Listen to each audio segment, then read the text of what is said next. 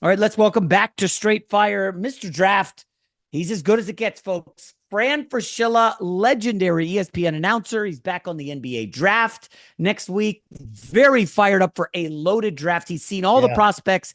He just got back from watching these high school guys at the top 100 camp. Fran, I know you're a busy man. Thanks a lot for taking a few minutes here, buddy. Hey, Jason, we have to make this. We make this happen every June, right before the We do. draft. So Yes, I'm yes, excited. yes. By the way, 400. I don't know if you can see this. 400 pages here. I don't know if you can see my binder, but 400, yes. yeah. About 160 of it is mine, my own notes, and then we got analytics, stats. ESPN provides us with a bunch of stuff, but 160 of my own.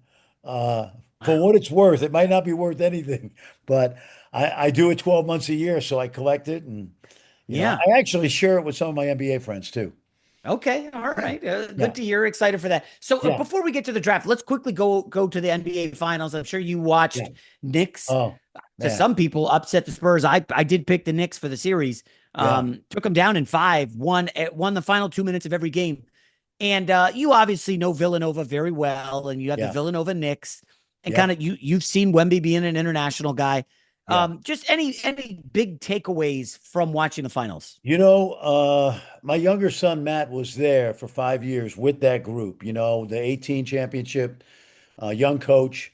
And I know I've known Coach Wright for 35 years. We're very good friends. And Mhm. the thing that struck me is the three guys. Now, listen, it was a team effort. We got to talk about OG Anunoby. Cat's Oh, been phenomenal. But the three Villanova Knicks played exactly like we remember them at Villanova. yeah, That's the amazing thing, the chemistry they had. And I believe too, when you look at their top eight, um, that chemistry permeated the whole team, the Villanova chemistry. Josh Hart with the loose balls, Jalen Brunson, as clutch as it gets, heading to the Naismith Hall of Fame now, I think, safely without injuries. Mikal Bridges, we thought he was overrated when they traded 5 picks for him. yeah. Cat had a year for the ages for him. OG Anunoby, credit to my man Tom Crean, who found him in the middle of Missouri, small high school in Missouri. But most importantly, I think the thing that stuck out to me was the Villanova toughness, how it carried over to the NBA. And on the flip side, Jason, I think you'd agree, as talented as the Spurs are and were and will be, experience really matters, whether it's the coach, Mitch Johnson, who did a fabulous job all year. You remember Mike Brown's been a head coach like for 20 years in the NBA. That's right. So Yeah. he's seen it all. He coached the 2007 Cavaliers to the finals. So the inexperience and the great talent of the Spurs versus the grit, the toughness, the intestinal fortitude of the Villanova Knicks. That's how I would summarize the series. Just one other takeaway: the way the teams were built. Interestingly, Yeah. Spurs heavy through the draft, Yeah. Vassell top the lottery pick, and then of course Castle, Harper, and Wemby. The Yeah. Knicks, the opposite. Their entire starting lineup, none of them Yeah. were homegrown talents. Actually, they're the only in their top like eight was like Mitchell Robinson, who they Right. may lose this year. I'm just Yeah. curious. You like to everything about the draft. Yeah. There are two ways to skin a cat, obviously, many, Oh, but without a doubt. Remember, the Knicks' problem for many years is they were in the middle, mired in mediocrity. yeah, So I can't remember the last top pick. They had obviously Patrick Ewing, right? Patrick Ewing comes to mind right away. yes. Carmelo was like what, third or fourth or something. But the Knicks are usually like in the middle of the pack. And then Tibbs brought him to respectability. Don't forget Mm-hmm. now, Tom Thibodeau Yeah. brought him to respectability. So savvy signings and trades because they didn't have the luxury and the luck, I would say. Luck is big here. San Antonio Spurs have been very lucky through the years, man. Tim Duncan, because Robinson was hurt, right? Ginobili, 58th pick, getting Wemby the way they did, tanking. Kudos to them. Great organization. But the Knicks did it a little bit different. Hats off to Leon Rose and Worldwide Wes. And then, of course, we were all upset about Tibbs getting fired, many of us. Mhm. And Mike Brown came in, was perfect for this team, and sometimes you need a little bit of different voice, even though Tibbs got them to respectability. Yeah, it's weird. Last year under Tibbs, it was so much like, oh, they let him. It was a letdown against the Pacers. Yeah, They fire him, and they wanted Michael Malone first. I don't know if you remember that. I They went do. hard after Yeah. Michael Malone, and then it was Jason Kidd. They Yes. really wanted Kidd, and they were like, all right, we'll settle for Mike Brown. People were not happy Just like they Yeah. weren't happy when they got Jalen Brunson. But again, Yeah. people, aka fans, we know they're not the Yeah. brightest bulbs. Not to rip them all, friend, Well, I but got to tell you, man, as a coach, Mike Brown was sensational. yeah. And it's not just the X and O's, because quite honestly, he even said towards the end of the run, they put the X and O's in his back pocket, and they just pretty much played give it to Jalen off pick and roll and let him either score or make a play. Mhm. And hustle plays too. Obviously, Cat was big, and I'm not just diminishing the rest of the guys, but Mike Brown really, I thought, even on the inside, it seemed like the spirit. I have a family relative who's a coach in the NBA, and he told me, he said, "Dad, I'll just give you a hit there. You got to coach friendly. You can't coach hardcore anymore, and Mm. you can be demanding, hold them accountable, but you got to coach friendly." And Mike thought Mike coached that team with joy. I don't know how you felt after those press conferences, but even when things went up and down a little bit, and it was mostly up, let's face it, they were so good. He coached with joy, which I think, brings out the best in people. Yeah, totally agree. Coaching with joy. I like that phrase. Yeah, I don't know how much I'll be coaching my kids anymore because they're not really kids anymore, but yeah, I yeah. will file that away. All right, Fran, let's get to the draft. Yes, Some interesting news that emerged this week. I don't know if you saw this, but Daryn Peterson decided he's only working out for the Wizards. yes. AJ Dybantsa worked out for the Wizards and the Jazz. The Jazz have the second pick. I don't, I mean, if I think it was last year, there were people who did not want to work out for the Jazz.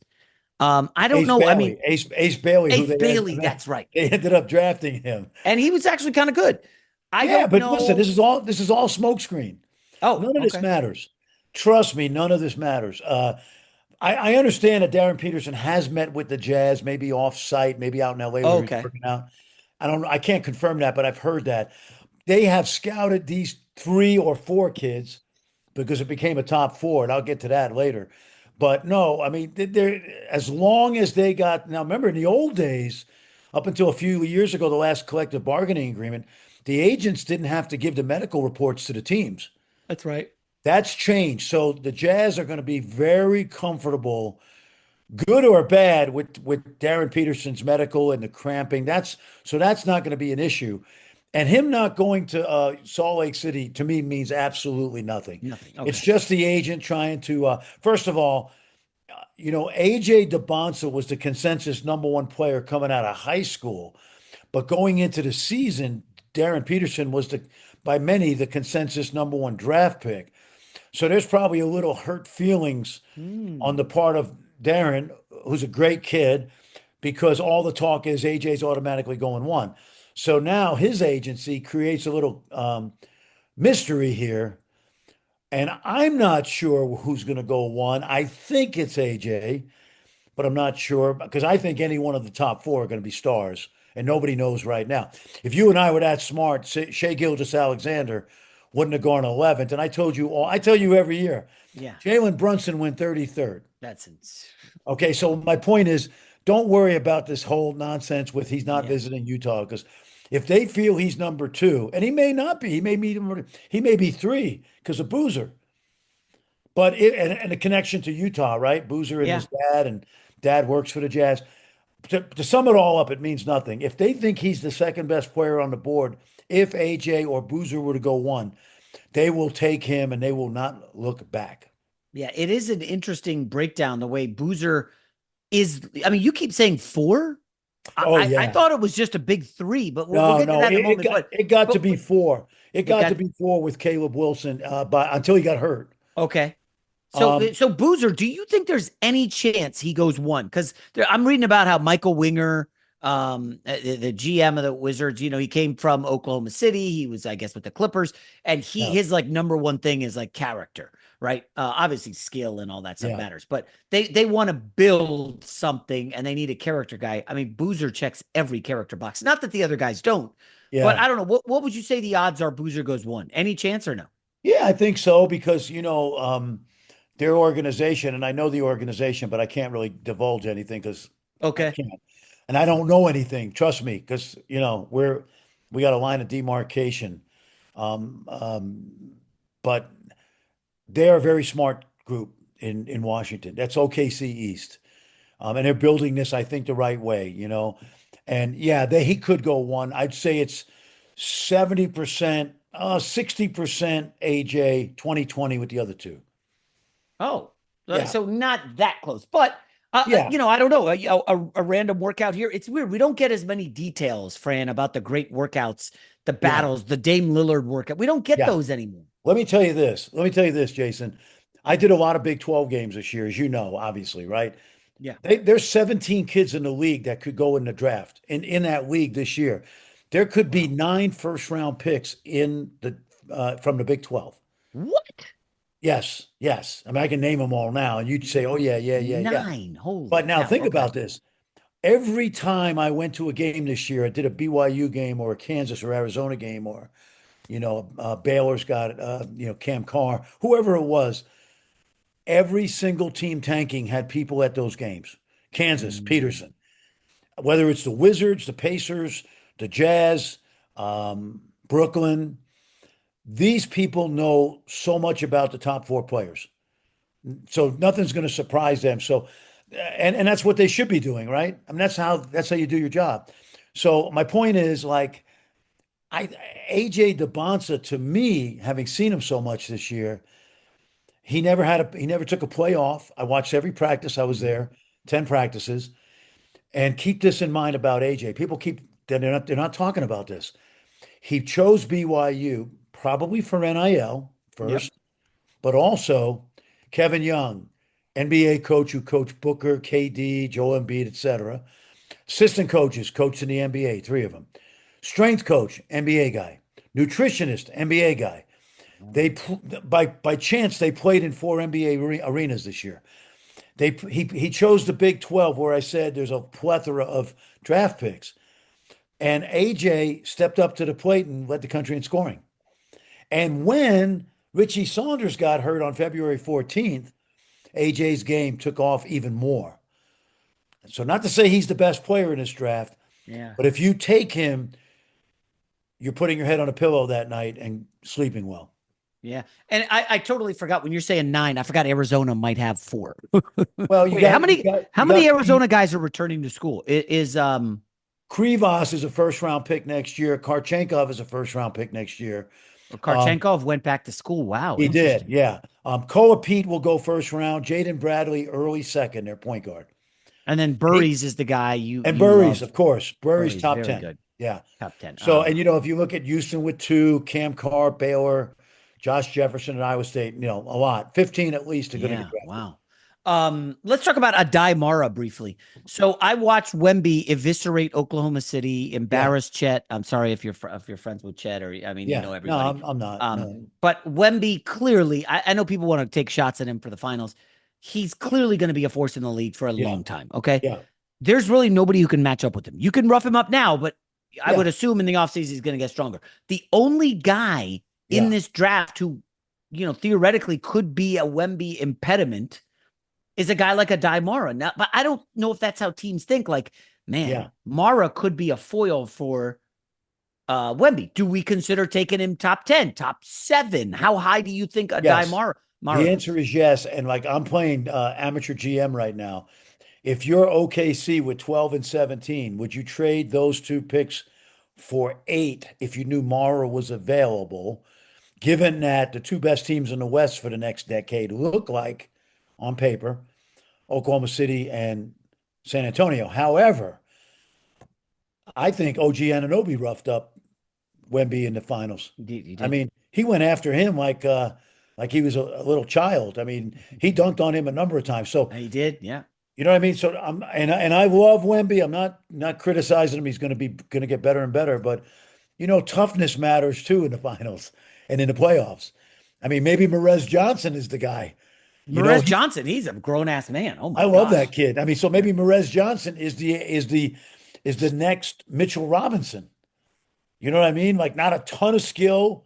No offense, Merez, but your game is defense, rebounding, shot blocking, and toughness. Occasional three, but like maybe it's that kind of player Yeah. that you're looking at. But to your point, I think teams are really looking at a Daimara, and not so much to foil Webby, which is very possible. You could be right, but also because he's an anomaly. There aren't many 7'4" guys in the league now, as it's trending back to bigger guys. Mhm. Good point. Yaxel Lendeborg, teammate of Adai. Yes. You just mentioned OG Anunoby. I'm not Yeah. saying he's gonna be OG, but Yes. at 23 years old, if you Right. squint, can you see some OG? Hyper athlete, really good defender, thick body. He's ready Yeah. to come in and rough up some people. I don't know. Is that a decent comp for Yaxel?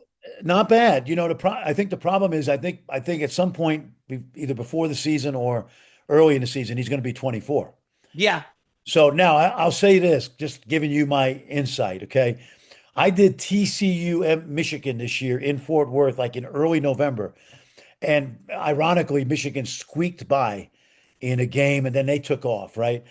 But when I saw Yaxel Lendeborg in person, I thought I was looking at LeBron. Honestly, he's so big and Wow. massive, okay? But now here's the question. Let me put my assistant GM, Jason McIntyre, on the spot right now, okay? Do you take 19-year-old Chris Sinak at 6'11", 7'5" wingspan, for example, or do you take 24-year-old Yaxel Lendeborg? That's going to be the question for a lot of these teams. Okay. All right. So And you know Sinak. Let's drill down. I mean, the guy's playing like 18 minutes a night. Okay. yeah, I I got know. to be honest. I've seen flashes, Yeah, but I mean, I have proof of concept with Yaxel. But like you said, you he's going do. to be 24 this fall. Yeah, 5-year age difference. By the way, I just looked up OG Anunoby. He came into the league at 20 and started 62 games. Didn't do yeah. much, but at 24 years old, he was 17-5 Yes. Yeah. and shooting 6 threes a game. Can Lendeborg do that this year? Is he going to be a 17-point a game guy for a team? I don't know if he could do Well, that. I'll tell you this, he's impressive. Of the three, my favorite of the three at Michigan, my favorite is Merez Johnson. Just because Okay. of, Merez is only 20 and he's kind of like what you need on a playoff team, okay? Like if you're building a playoff team and who would be ideal for this spot? Like I've had people say, and I've spent a lot of time with NBA scouts this week here in Colorado Springs. Um, like if you took Caleb Wilson at 4 for the Bulls and then they pick at 15, they're probably going to take a guard because there's going to be good Yeah. guards available. But man, if you love Merez Johnson and you got Caleb Wilson and Buzelis, I mean, you're set for a decade with those three guys. You know what I mean? Well, that's So not bad. lots of different ways to go here. What I would say about Lendeborg is I really like him.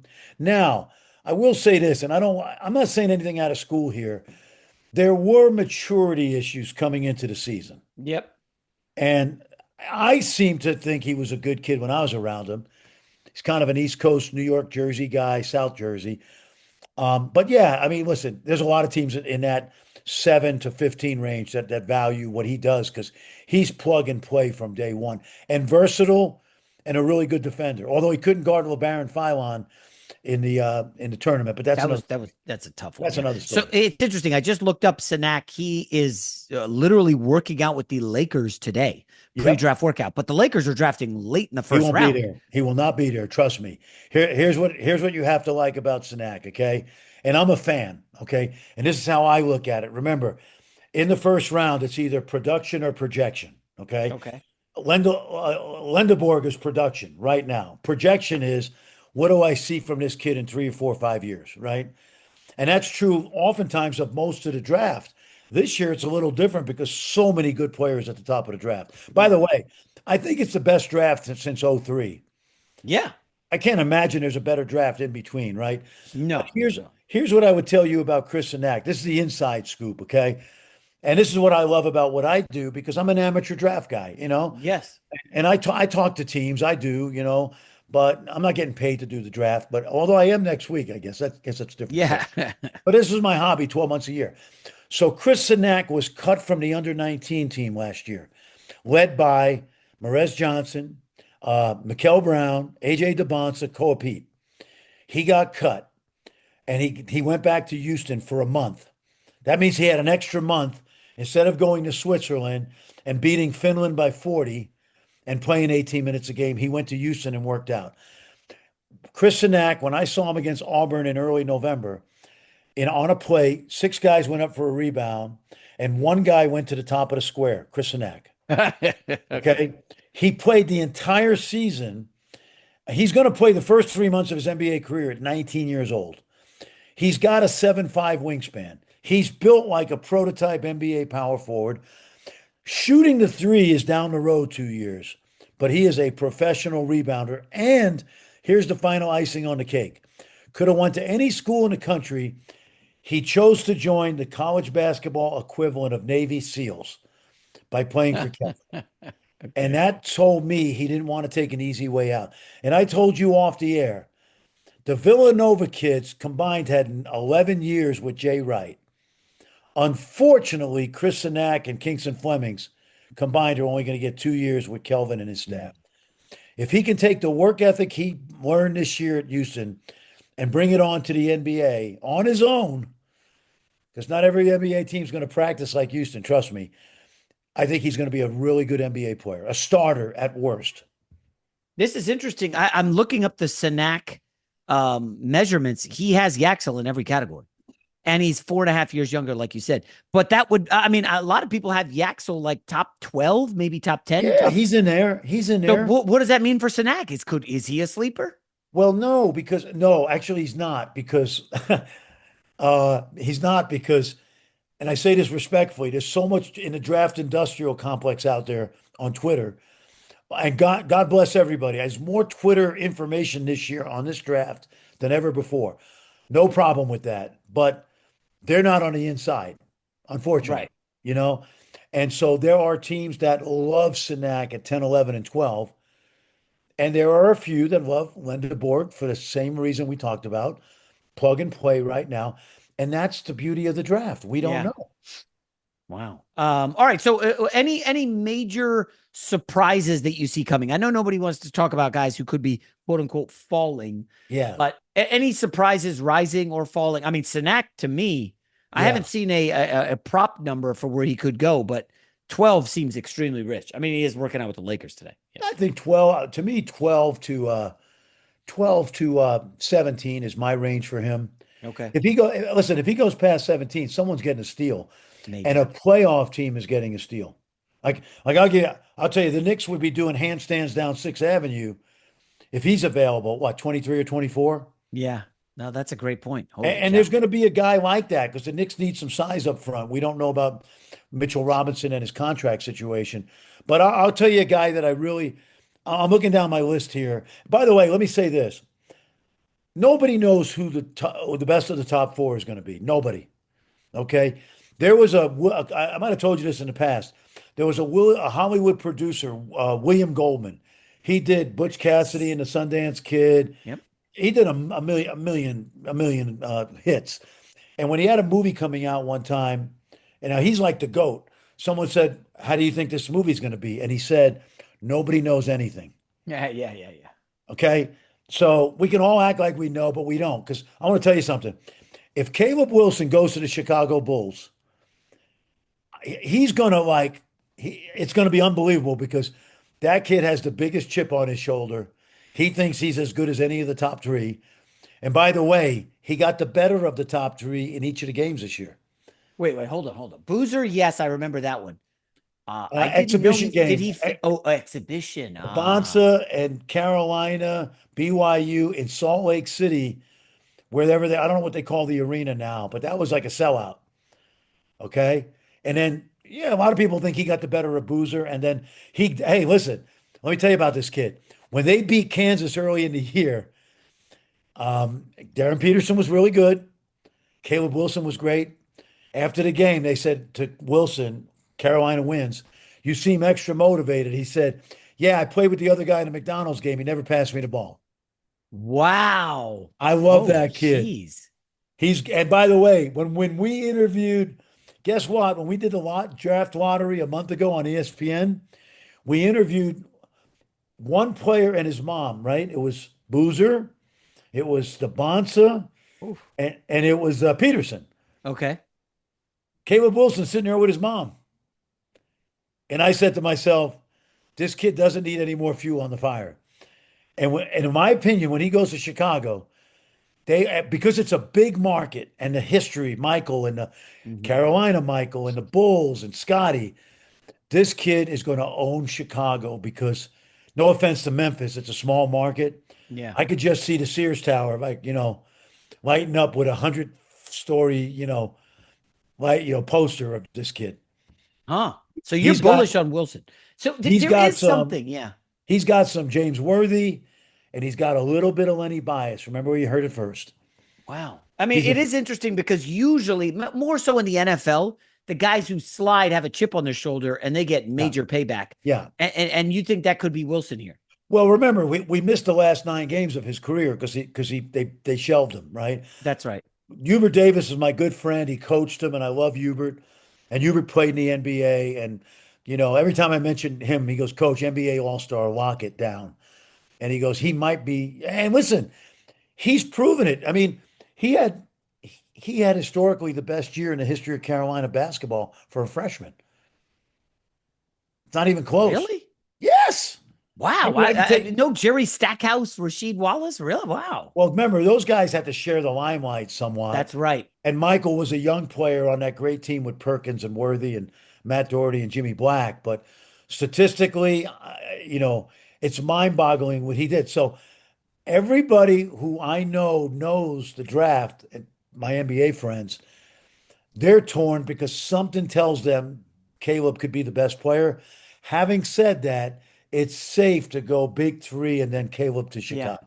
I'm curious, do you think you saw anything in the NBA playoffs that changed your outlook on guard versus wing versus big? Because, Yeah. Donovan Mitchell finally broke through, James Harden finally broke through.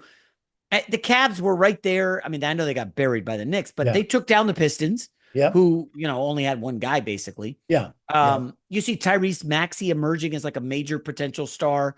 I don't Yeah. know. Any big takeaways that you could apply to the draft regarding guards? Because there's like 4 or 5 awesome guards, but Yeah. not all of them could go top 10, Fran, right? Well, the crazy thing is there's 7 that are going to go in the first round. 7. 7 guards. Yeah. Oh my Yeah. God. Got to throw Sturts, Anderson, and Okori from Stanford in there, Yeah. second half of the round. But and I'll say this to answer your question, first of all, small guards are now in vogue, right? Jalen, Maxey, Donovan are all 6'2". So anybody who's worried about Darius Acuff, who to me is like Dame Lillard, I started calling him Dame Lillard early in the year, and it sticks because I think I told you this a month ago. If you come from Baltimore, St. Louis, Detroit, or Oakland, you wear a major chip on your shoulder because you're not from LA, Chicago, New York, so you don't get the pub those kids get. Yes. Oh, that's good. See? And so this kid's wearing a giant boulder on his shoulder, much the way Dame did coming into the league from Oakland and Weber State. So, but here's what I would tell you. This is Baskin Robbins, okay? I love Keaton Wagler. Yeah. Rangy guard reminds me of Ty Halliburton. I Oh, love Darius Acuff. 6'2" Bulldog reminds me of Dame Lillard. I love Mikael Brown, who was thought to be the best point guard coming into the draft before the season. And then who am I leaving out? Somebody really good. Kingston Flemings. Kingston Flemings. Yeah. Yeah. And then throw in Burries, who's not really a point guard from Arizona. But anyway, those 4, I can't tell you I love them all. And here's what an NBA scout told me just yesterday. If you're picking 10 this year, you know you're getting a really good player. And you can't say that in most drafts. So whoever drops, and if you want to take a Daimara, if you want to take Lendeborg, if you want to be sneaky and take Morez Johnson at 10 or 11 or 12, Right.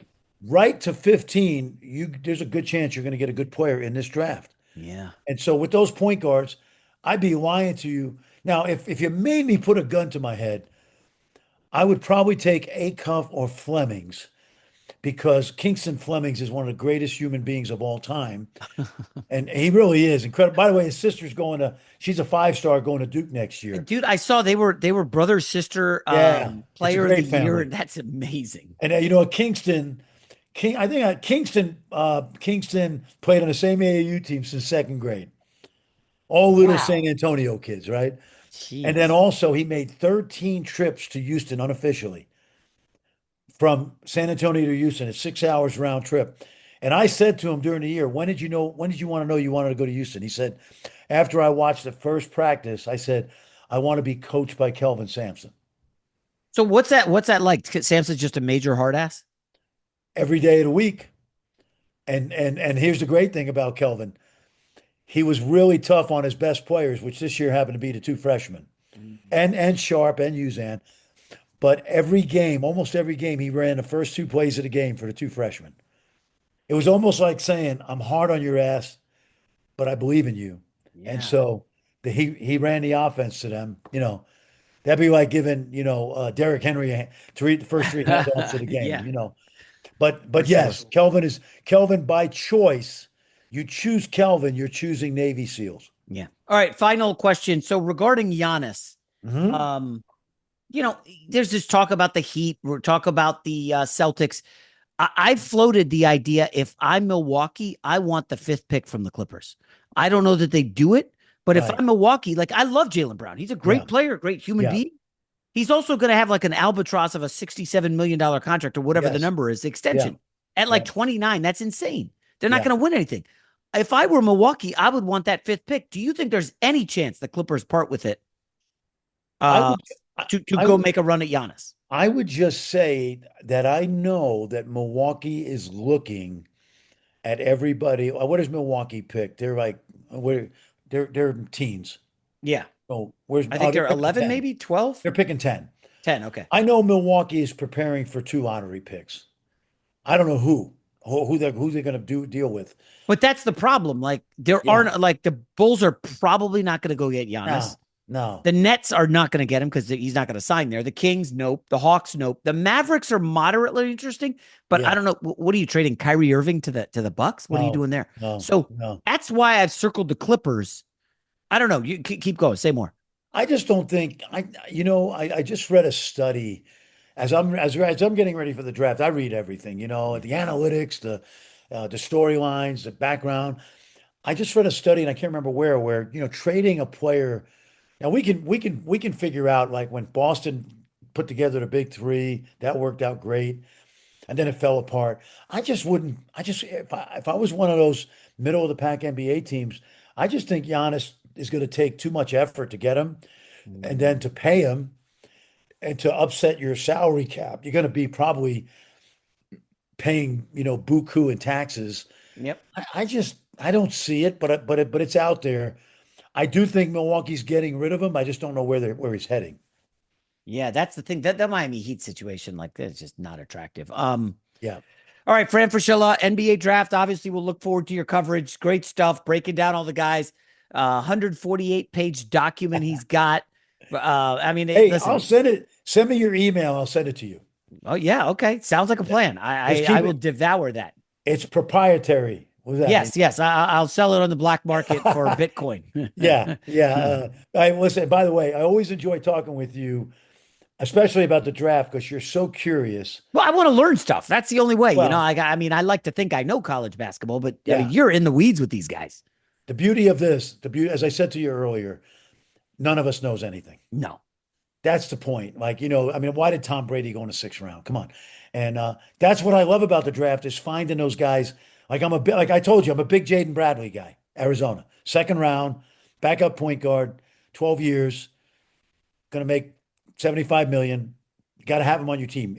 Everybody needs a backup point guard when you have a really good team. So that's But the that. thing is, yeah, like I like him a lot, but Fran, if he goes to like the Brooklyn Nets, it's not going to matter. He's just not going to be a factor because they're Well, going I to be mean, terrible. well, listen, yeah, that's then if they don't play him, that's their problem because they got a lot of young guards. Well, they'll find a way to screw it. But like the Sacramento Kings could take Wagler in the top I, 10. I hope And not. like I love Wagler, but he's not going to be able to make it happen. They're terrible. They're dysfunctional.